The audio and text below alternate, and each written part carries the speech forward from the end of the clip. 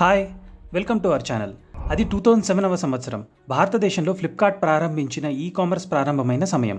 భారతదేశం భారీ మార్కెట్ పరిమాణం మరియు అభివృద్ధి సామర్థ్యాన్ని చూసి 2013లో అంతర్జాతీయ కామర్స్ దిగ్గజం అమెజాన్ కూడా ఇక్కడ ప్రవేశించింది. కేవలం కొన్ని సంవత్సరాలలో ఫ్లిప్కార్ట్ మరియు అమెజాన్ భారతీయ కామర్స్ పరిశ్రమను ఏలుతున్నాయి. ఇండియాలో వీరిని ఎవరూ ఓడించలేరని అందరూ అనుకుంటున్న సమయం. తాజాగా ఓ షాకింగ్ న్యూస్ బయటకొచ్చింది. కొన్ని సంవత్సరాల క్రితం ఒక చిన్న భారతీయ కామర్స్ స్టార్టప్ ఈ రెండు దిగ్గజాలను అనుసరించి సక్సెస్ అయ్యింది. ఈ భారతీయ స్టార్టప్ మరెవరో కాదు, మీషో. అమెజాన్ మరియు ఫ్లిప్కార్ట్లకు షాక్ ఇచ్చింది. ఫ్లిప్కార్ట్ మరియు అమెజాన్ చేయలేని పనిని మీషో కొన్ని సంవత్సరాలలో చేసి చూపించింది. $1 బిలియన్ ఖర్చు చేయడం ద్వారా చాలా ఆశ్చర్యం కలిగించింది. ఎవరూ ఊహించలేని ధరలతో కస్టమర్లను తన వైపు తిప్పుకుంది. లాభం పరంగానే కాకుండా యూజర్ బేస్డ్ గ్రోత్, కొత్త సెల్లర్స్ చేరడం వంటి అంశాల్లో కూడా మీషో వారిని భారీ తేడాతో ఓడించింది. ఇక్కడ మనకు ఒక ప్రశ్న తలెత్తుతోంది. మీషో ఇవన్నీ ఎలా చేస్తుంది? దీని వెనుక మీషో యొక్క చౌక ఉత్పత్తులు ఉన్నాయా, లేక ఈ విజయం వెనుక మరేదైనా కారణం ఉందా? మీషో ఉత్పత్తులు నకిలీవని చాలామంది విమర్శించడం మొదలుపెట్టారు. అయితే ఇందులో నిజం ఎంత? ఇదంతా ఎలా జరిగింది? ఈ వీడియోలో తెలుసుకుందాం. దానికంటే ముందు మీ ఫేవరెట్ ఆన్లైన్ షాపింగ్ ప్లాట్ఫామ్ ఏంటో కింద కామెంట్ చేయండి. గణాంకాలను పరిశీలిస్తే 2023 ఆర్థిక సంవత్సరంలో ఫ్లిప్కార్ట్ 4,891 కోట్లు నష్టపోయింది. ఇక అదే ఏడాది అమెజాన్ ఇండియా 4,854 కోట్లు నష్టపోయింది. మరియు ఇది కొత్త విషయమేం కాదు. నిజానికి భారత్లో ఈ రెండు కంపెనీలు మొదటి నుంచి నష్టాల్లోనే ఉన్నాయి. అక్కడ వారి నష్టం ప్రతి సంవత్సరం పెరుగుతోంది. మరోవైపు మీషోను పరిశీలిస్తే ఈ కంపెనీ 2024 ఆర్థిక సంవత్సరం 2వ త్రైమాసికంలో లాభదాయకంగా మారింది. 5 మిలియన్లు అంటే 42 కోట్ల లాభాలను ఆర్జించి అందరినీ ఆశ్చర్యపరిచింది. ఎందుకంటే ఫ్లిప్కార్ట్ 17 ఏళ్లలో, అమెజాన్ 11 ఏళ్లలో చేయలేని పనిని ఓ చిన్న భారతీయ స్టార్టప్ కేవలం 8 ఏళ్లలో చేసింది. ఇది లాభదాయకత గురించి మాత్రమే కాదు, వాస్తవానికి మీషో వృద్ధి పరంగానే కాదు, ఈ రెండు కామర్స్ దిగ్గజాలను కూడా సపోర్ట్ ఇచ్చింది. 2023 ఆర్థిక సంవత్సరాన్ని పరిశీలిస్తే మీషో యొక్క వినియోగదారు సంఖ్య సంవత్సరానికి 32% పెరిగింది. అదే సమయంలో ఫ్లిప్కార్ట్ వృద్ధి 21% మరియు అమెజాన్ వృద్ధి 13% పెరిగింది. ఇది మాత్రమే కాదు, మీషో యొక్క కస్టమర్ కన్సిస్టెన్సీ రేటు కూడా 85%కి దగ్గరగా ఉంది. ఆశ్చర్యకరంగా మీషో యొక్క సగటు ఆర్డర్ విలువ ఈ మూడు కంపెనీలతో అత్యల్పంగా ఉంది. ఫ్లిప్కార్ట్ మరియు అమెజాన్ రెండు ₹1600 AOVని నిర్వహిస్తున్నాయి. మీషో AOV ₹350 మాత్రమే కాగా ఫ్లిప్కార్ట్, అమెజాన్లు ఏటా నష్టాల్లోనే ఉన్నాయి. మరియు మీషో ఇప్పుడు లాభాలను ఆర్జించడం ప్రారంభించింది. అయితే ఎలా అనేదే ప్రశ్న. దీన్ని అర్థం చేసుకోవాలంటే అమెజాన్ మరియు ఫ్లిప్కార్ట్లు ఎలాంటి తప్పులు చేశాయో మనం ముందుగా తెలుసుకోవాలి. వాస్తవానికి మొదటి నుండి అమెజాన్ మరియు ఫ్లిప్కార్ట్లు తమ పూర్తి దృష్టిని టైర్ 1 నగరాలపైనే ఉంచాయి. ఇది ఇప్పటి వరకు నిజం, ఎందుకంటే పెద్ద నగరాల్లో ప్రజలకు కొనుగోలు శక్తి ఎక్కువ. ఇక్కడి ప్రజలు కొత్త మరియు ఖరీదైన వస్తువులను ప్రయత్నించడానికి వెనుకాడరు. చిన్న నగరాలు మరియు గ్రామాలతో పోల్చితే పెద్ద నగరాల్లో లాజిస్టిక్స్ కూడా మెరుగ్గా ఉన్నాయి. ఈ సందర్భంలో భారతదేశంలో ఫ్లిప్కార్ట్ మరియు అమెజాన్ ఆన్లైన్ షాపింగ్ ప్రారంభించినప్పుడు ఇది పెద్ద నగరాలతో ప్రారంభించిందని స్పష్టంగా తెలుస్తోంది. కానీ ఇక్కడ వారు ఒక ముఖ్యమైన విషయాన్ని తెలుసుకోవడం మర్చిపోయారు. టైర్ 1 నగరాల్లో భారతదేశ జనాభాలో 8% మాత్రమే నివసిస్తున్నారు. మిగిలిన 92% మంది ప్రజలు టైర్ 2 మరియు టైర్ 3 నగరాలు మరియు గ్రామాల్లోనే నివసిస్తున్నారు. మరియు ఇది కేవలం ఆన్లైన్ షాపింగ్ కస్టమర్లకు సంబంధించింది కాదు. వాస్తవానికి ఈ 92%లో ఉన్న మిలియన్ల కొద్దీ చిన్న మరియు మధ్య తరహా వ్యాపారులు కూడా భారతదేశ కామర్స్ విప్లవంలో భాగం కావడానికి దూరంగా ఉన్నాయి. మరియు ఈ మార్కెట్లో ఇది పెద్ద గ్యాప్. IIT ఢిల్లీకి చెందిన 2 ఇంజనీర్లు సంజీవ్ వర్ణవాల్ మరియు విధి తాత్రే దీనిని గుర్తించారు. ఇప్పుడు ఈ అవకాశాన్ని సద్వినియోగం చేసుకోవాలని ఆలోచించారు. అదే సమయంలో వారు వాట్సాప్ గ్రూప్లో ఆన్లైన్ వ్యాపారం గురించి తెలుసుకున్నారు. వాస్తవానికి బట్టలు మరియు ఫ్యాషన్ ఉపకరణాలు విక్రయించే చాలామంది చిన్న స్థాయి విక్రేతలు ఈ ప్రతి నెల కేవలం వాట్సాప్ గ్రూప్ ద్వారా లక్షల రూపాయలను అమ్మడం చూసి సంజీవ్ మరియు విదిత్ ఆశ్చర్యపోయారు.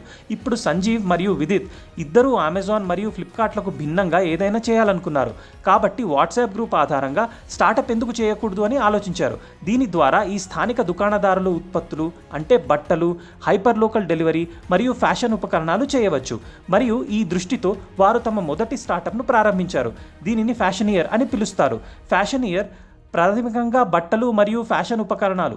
దీనిలో ఏదైనా చిన్న దుకాణదారును తన ఉత్పత్తులను ఆన్లైన్లో పరిమిత ప్రాంతంలో నమోదు చేసుకోవచ్చు మరియు విక్రయించవచ్చు. సేమ్ స్విగ్గీ మరియు జొమాటో తమ ఆహారాన్ని పరిమిత ప్రాంతంలో డెలివరీ చేసినట్లే. ఆ సమయంలో ఈ వ్యాపారం చాలా ఆసక్తికరంగా మరియు ప్రత్యేకంగా ఉండేది. కానీ ఫ్యాషన్ వైఫల్యం వెనుక ప్రధానంగా 2 కారణాలు ఉన్నాయి. మొదటిది, ఇందులో దాదాపు మార్జిన్ లేదు. అయితే లాజిస్టిక్ ఖర్చు చాలా ఎక్కువగా ఉంది. మరియు రెండవది డిమాండ్ లేకపోవడం. ఎవరైనా స్థానిక దుకాణం నుండి అన్బ్రాండెడ్ ఉత్పత్తిని ఆన్లైన్లో ఎందుకు కొనుగోలు చేస్తారో మీరే ఆలోచించండి. స్వయంగా ఆ దుకాణానికి వెళ్ళి స్వయంగా ప్రోడక్ట్ని చూసి కలరు, క్వాలిటీ అన్నీ సరిగ్గా చెక్ చేసుకొని తక్కువ ధరకు కొంటారు.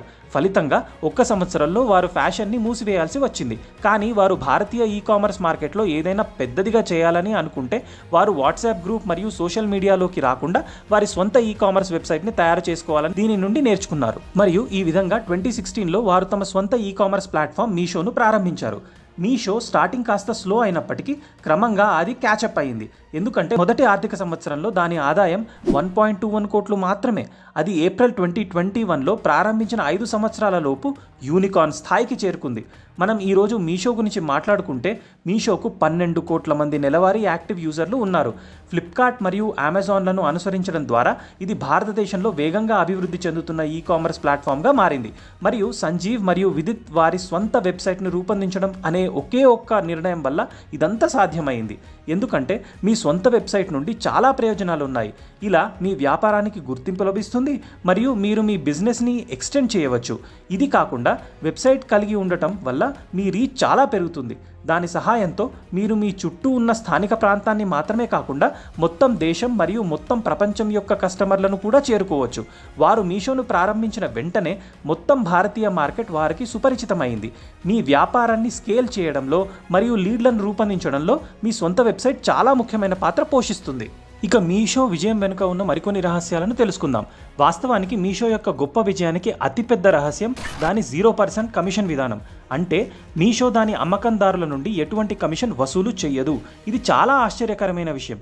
ఎందుకంటే ఫ్లిప్కార్ట్ మరియు అమెజాన్ విక్రయించే ప్రతి ఉత్పత్తిపై భారీగా కమిషన్లు వసూలు చేస్తాయి. ఇది కమిషన్ ఉత్పత్తులు మరియు వివిధ వర్గాలపై ఆధారపడి ఉంటుంది.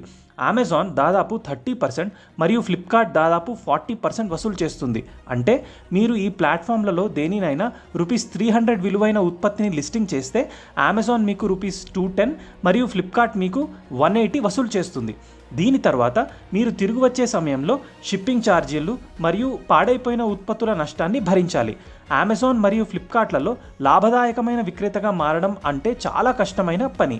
అందుకే మీషో రాకముందే లక్షల మంది చిరు వ్యాపారులు ఆన్లైన్లో అమ్ముకోలేకపోయారు. ఎందుకంటే చిన్న అమ్మకందారుల ఉత్పత్తులలో తగినంత మార్జిన్ లేదు.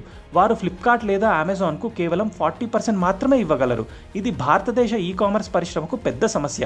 మరియు ఈ సమస్యను పరిష్కరించడానికి సంజీవ్ మరియు విదిత్ 0% కమిషన్తో మీషోను ప్రారంభించారు. తద్వారా చిన్న విక్రేతలు కూడా ఈ-కామర్స్ ప్లాట్ఫామ్కు రావచ్చు. చాలామంది విక్రేతలు ఫ్లిప్కార్ట్ మరియు అమెజాన్కు బదులుగా మీషోలో విక్రయించడానికి ఇష్టపడటానికి ఇదే ముఖ్యమైన కారణం.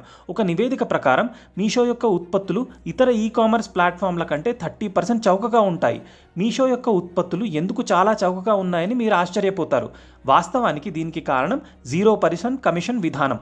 ఇలా మీషో అడుగుపెట్టిన కొద్ది కాలంలోనే విజయాన్ని సాధించి అందరినీ ఆశ్చర్యానికి గురిచేస్తుంది. ఈ వీడియో మీకు నచ్చితే లైక్ చేసి, షేర్ చేసి, సబ్స్క్రైబ్ చేయండి. Thank you.